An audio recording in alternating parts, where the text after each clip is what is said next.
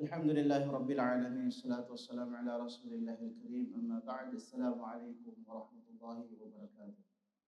Alhamdulillah, purihin natin ang dakilang Allah subhanahu wa ta'ala at tayo ay muling magpapasalamat sa Kanya nang walang hanggang pasasalamat sa dakilang Allah subhanahu wa ta'ala. Mga kapatid sa Islam, alhamdulillah, parang nararamdaman na natin ang buwan ng Ramadan. Palapit ng palapit, inshallah. Naway paabutin tayo na masaya at malusog upang magawa natin ang mga obligado at ibada sa buwan ng Ramadan. Pero mga kapatid sa Islam, may mga batas tungkol sa pagdating ng Ramadan. Hindi ito basta-basta mga tradisyon lamang. Yung tinatawag na moon sighting o pagtanaw ng unang buwan ng Ramadan, yung hilal, hindi ito basta-basta lamang o tradisyon o kaugalian ng isang tribo o mga organisasyon, hindi. Bagkus ito ay ibada. Ito ay ibada. Ang pag-moon sighting o pagtanaw ay isang malaking ibada. Ito ay nagawa ng propeta sallallahu alaihi wasallam. At kanyang binanggit sa hadith, sumu li ru'yatihi. At kayo ay mag-ayuno pag nakita nyo ang unang araw o anong unang buwan ng Ramadan. Dito mga kapatid sa Islam,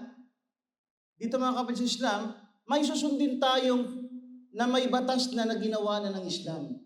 Hindi susundin natin kung sino ang mas maalam o sino ang ating pinuno. Hindi.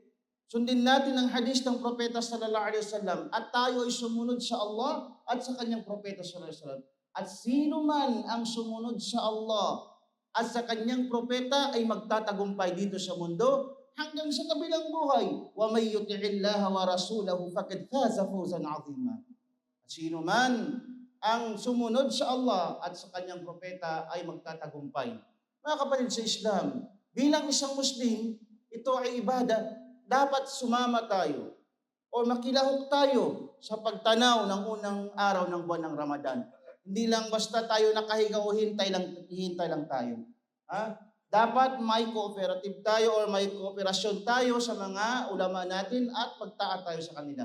Sundin natin sila at pakinggan natin sila. At huwag tayong makikinig, tatawag tayo sa iba, sa ibang bayan, sa ibang bansa. Hindi.